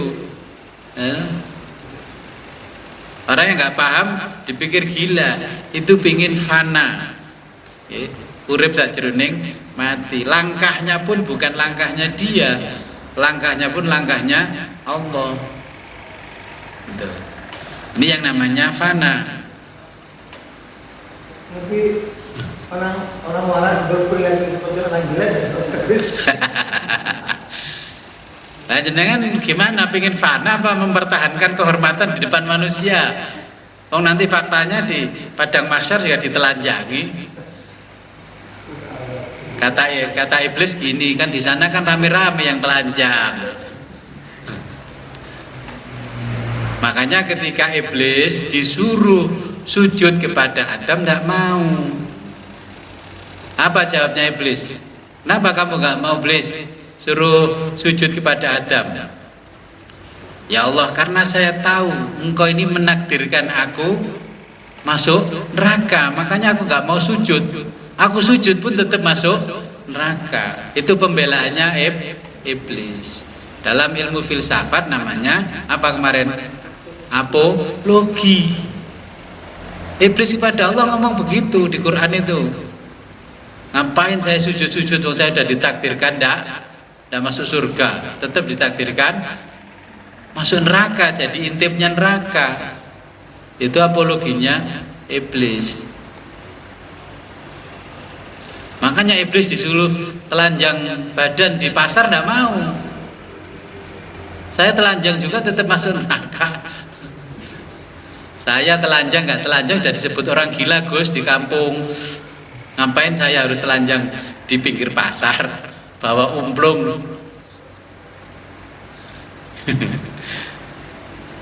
Jadi setelah kita terbukanya hijab tadi, kita harus belajar fana. Kalau nggak berani dengan cara ekstrim, itu lebih mempercepat dengan makrifat. Kalau nggak mau secara ekstrim, ya belajarlah menerima musibah dan karunia, itu tidak ada bedanya. Dikasih uang banyak dan dikasih rezeki sedikit, tidak ada bedanya. Itu belajar fana tingkat SD. Kalau fana tingkat murid, yaitu seperti muridnya Imam Junaid, ya, di pasar disuruh telanjang hanya celana dalam. Padahal dia orang yang setiap hari ngajarkan agama, jadi dai terkenal, tapi pingin jadi kekasihnya Allah. Tuan Mursyid, saya pingin jadi kekasihnya Allah, bagaimana caranya? Ya sudah, kamu pergi ke pasar sana, tidak usah pakai baju celana dalam aja, pakai kresek. Kepalamu juga kamu bungkus pakai kresek.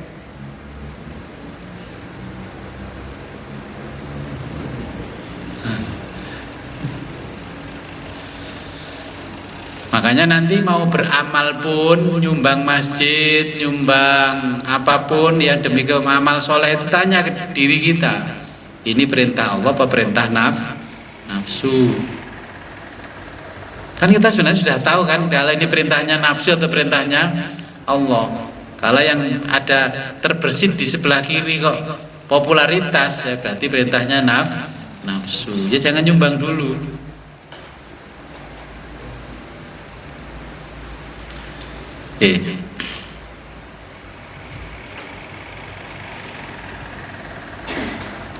Insya Allah kalau kita sudah ngaji ilmu tasawuf, ma'rifat begini, nanti Bapak Ibu begitu mati langsung ma'rifatullah tanpa belajar. Ya, kalau nggak mau fana di dunia ya nanti tunggu kapan jadwalnya mati. Itu cara yang paling singkat. Disuruh pakai sempak doang di depan pasar tidak mau.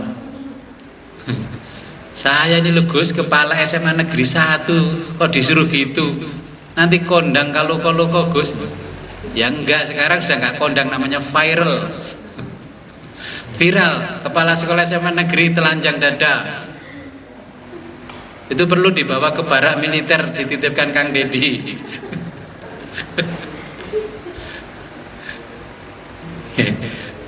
Saya lanjutkan paragraf berikutnya kalau nggak ada pertanyaan.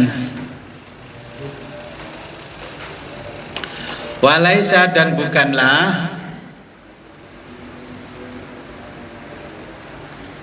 maknal wusuli, makna wusul,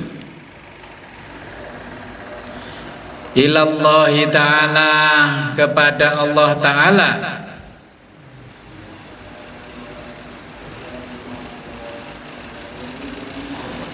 min qabili, seperti bertemunya wusulil jismi, wusulnya badan,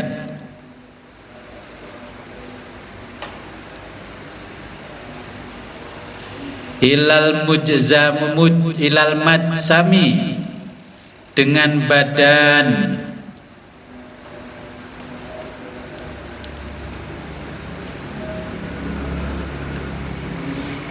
walal ilma, dan tidak juga ilmu pengetahuan, bil maklumi, dengan tujuan pengetahuan,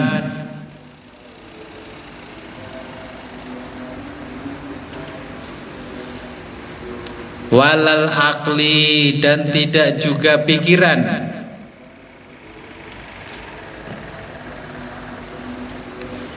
bil makuli, dengan yang dipikirkan,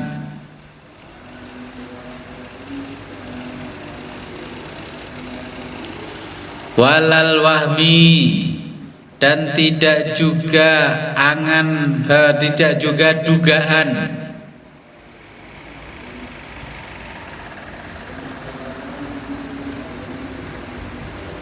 bil mauhumi, dengan yang diduga,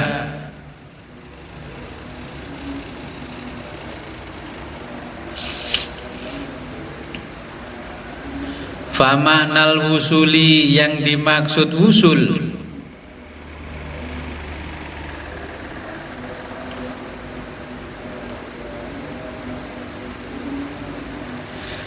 biqadril inqita'i, biqadri adalah kemampuan, al inqita'i, lepas,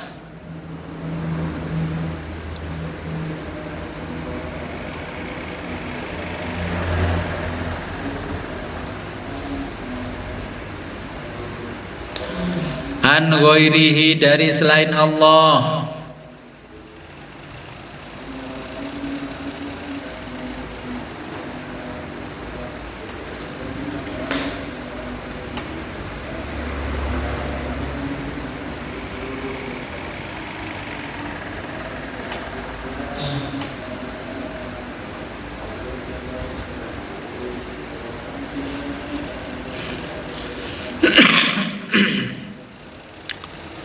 bila kurbin, tanpa dekat, bila kurbin, tidak dekat, wala bu'din, dan tidak jauh, wala jihatin, dan tanpa arah,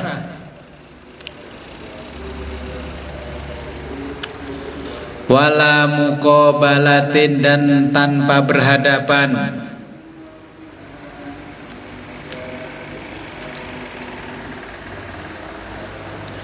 wala ittisolin, dan tanpa bertemu,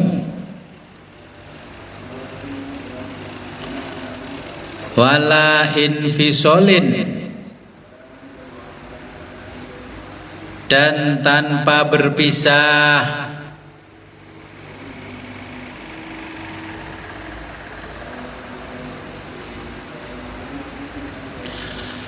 fa subhanaman, maha suci zat, dalam kurung Allah,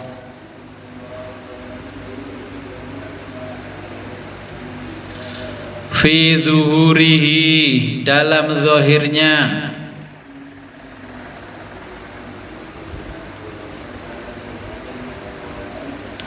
wa khafaihi, terdapat kesamarannya,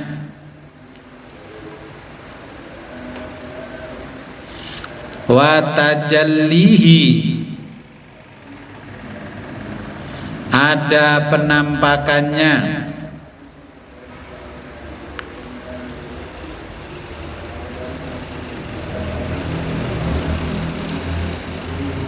wastitaruhu, dan pada ketertutupannya,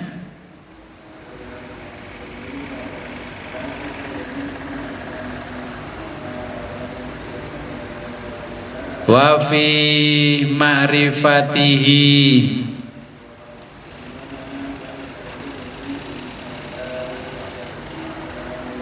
pada kemakrifatannya, hikmatu azimatu, hikmatu ada hikmah, azimatu yang agung,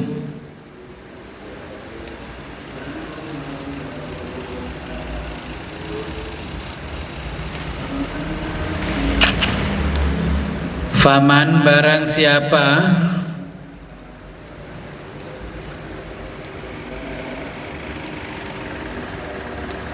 hasolah telah sampai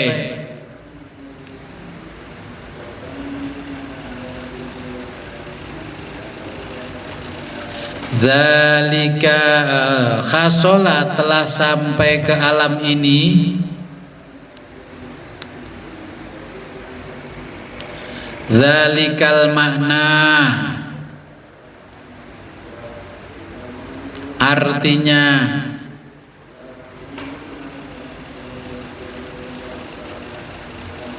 fit dunia, di dunia,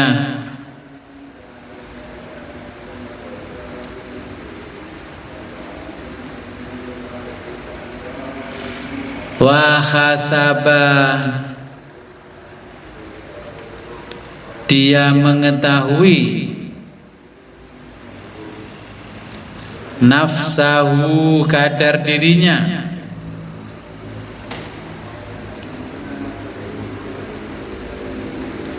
qabla, sebelum,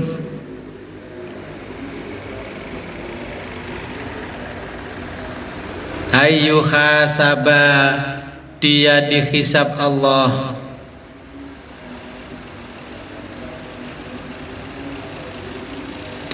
fahuwa, yaitu minal muflihina, termasuk orang-orang yang bahagia, garis miring beruntung,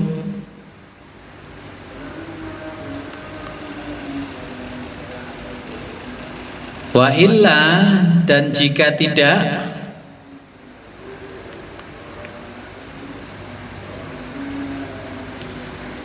fa mustaqbaluhu, maka ia akan mengalami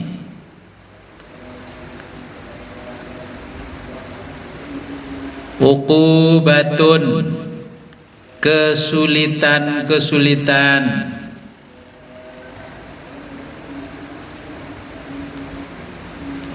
min azabil qabri,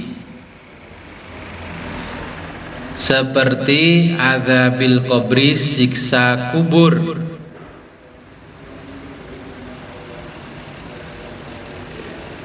wal hasyri, dan digiring di mahsyar,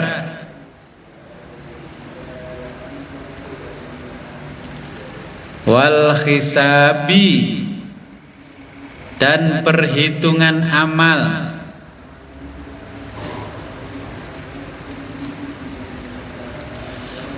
wal mizani, dan timbangan amalnya,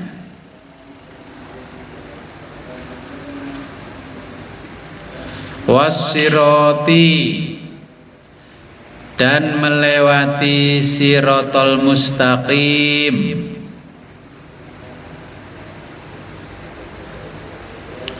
wa ghairi dzalika, dan lain sebagainya,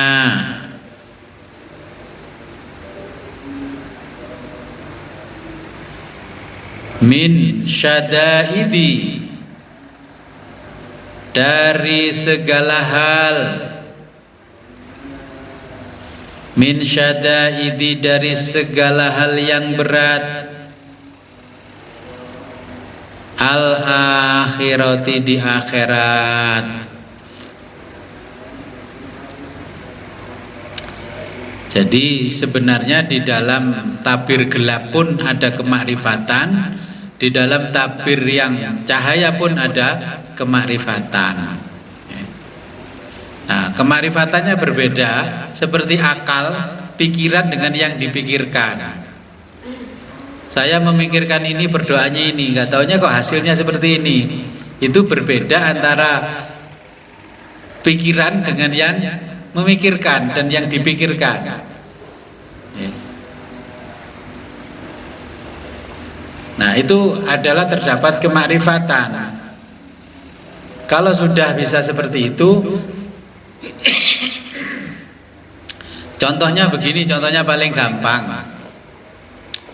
Kita kan harus bisa tahu, oh kalau bulan ini saya dapat rezeki sekian, berarti bulan depan itu akan dikurangi oleh Allah. Kalau sekarang dikurangi, oh berarti di bulan depan akan ditambah oleh Allah. Ya. Makanya itu termasuk di dalam hijab-hijab itu ada kemakrifatan dan hikmah. Tapi kadang kita tidak tahu karena nggak tahu ilmunya. Kita mau masuk neraka, itu kan kita sudah tahu. Kira-kira kita mau masuk neraka apa masuk surga? Kalau dilihat dari kecil, saya ini dari kecil gak mungkin masuk surga kalau nggak ada belas kasihan dari Allah. Wong cilik ndablek, saya Pak Ja'far itu gak mungkin masuk surga. Iya, nggak mungkin. Kita nggak mungkin masuk surga. Amal ibadah kita nggak mungkin cukup.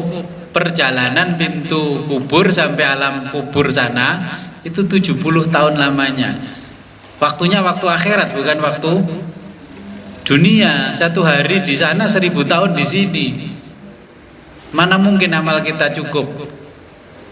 0 tahun sampai remaja, usia SMA ndablek, ya kan? Sekolah ngapusi SPP, Bapak Ibu gak bayar ngomong bayar. Kan zaman sekolah kan begitu, umum kan? Ya. Akhirnya kuliah masih ndablek, punya keluarga, istri, suami masih ndablek.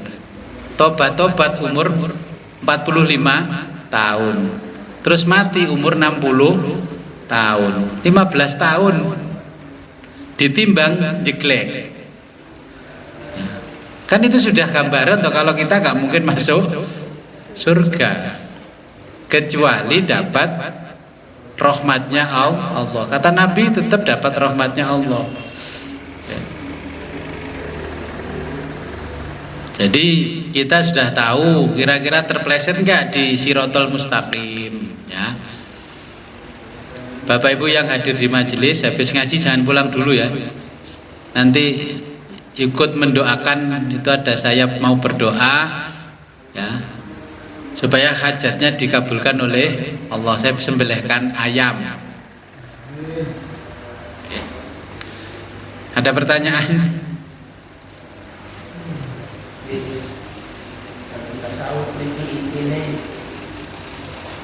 Kita ini harus bisa menerima langsung yang ini rasa cinta bertahan. Enak atau tak enak ya. Bahasa Jawanya pokok elek pengen penak ya nerimo ing pandum. Ya. Supaya tidak dihisab oleh Allah di akhirat, harta ini harus diatasnamakan siapa? Allah, bukan atas nama kita. Kalau ditanya mobil punya siapa? Punya Allah. Terus ingat cerita Nabi Ibrahim ketika ditanya orang, ini sapi sebanyak ini punya siapa? Punya Allah. Punya siapa? Punya Allah sampai 3 kali. Kalau punya Allah boleh dong saya minta 10. Boleh, silakan. Berani gak seperti itu? Loh, kalau nggak pengen dihisab berarti semuanya adalah atas nama Allah. Makanya kalimat basmalah Bismillahirrahmanirrahim itu atas nama Allah, bukan dengan menyebut nama Allah. Kalau pengen nggak dihisab ya semua di atas namakan Allah. Ini sudah atas nama Allah kok masa dihisab? Kalau masih atas nama kita pasti akan dihisab. Jadi kuncinya memang belajar tasawuf itu belajar menerima semua ketetapan Allah dan tidak boleh ngeyel.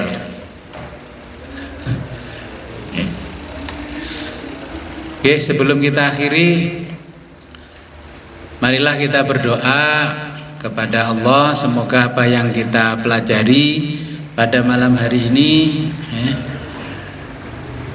mendapatkan manfaat barokah fid dini wa dunya hatal akhirah. A'udzu billahi minasyaitonir rajim. Bismillahirrahmanirrahim. Allahumma shalli wa sallim wa barik ala sayyidina Muhammad wa ala ali sayyidina Muhammadin fil awwalin wal akhirin wa barik wa sallim wa radhiyallahu ta'ala an sadatina ashabi Rasulillah ajmain. Amin ya Allah ya rabbal alamin. Allahumma faqihna wa faqih talamidana fid din wa 'allimna wa 'allimhu ta'wil.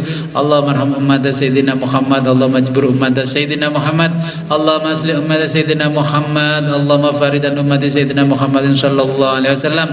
Allahumma anfa'na bima 'allamtana wa 'allimna ma yanfa'una wa zidna ilman yaqina. Walhamdulillahi ala kulli hal wa na'udzu billahi min kulli hali ahlin nar. Rabbana taqabbal minna innaka antas samiul alim wa tub 'alaina innaka antat tawwabur rahim. Allahumma hdina siratal mustaqim, Allahumma hdina siratal mustaqim, Allahumma hdina siratal mustaqim, siratal ladzina an'amta 'alaihim minan nabiyyin wasiddiqin wasyuhada'i wassolihin wa hasuna ilaika rafiqa. Dzalikal fadlu minallahi wa kafa billahi alima. Allahumma ya syahidan ghaira ghaibin wa ya ghaliban ghaira maghlubin wa ya qariban ghaira ba'id, ij'al min umurina ya Allah farja wa makhraja ya sharihal mustashirin ya ghiyasal mustaghisin. Innaka ta'lamu ma kana wa ta'lamu halana wa la yafa 'alaika syai'un min umurina. Rabbana atina fid dunya hasanah wa fil akhirati hasanah wa qina adzabannar. Wa shalli wa sallim ala jamil anbiya wal mursalin walhamdulillahi rabbil alamin. Al-Fatihah. A'udzu billahi minasyaitonir rajim.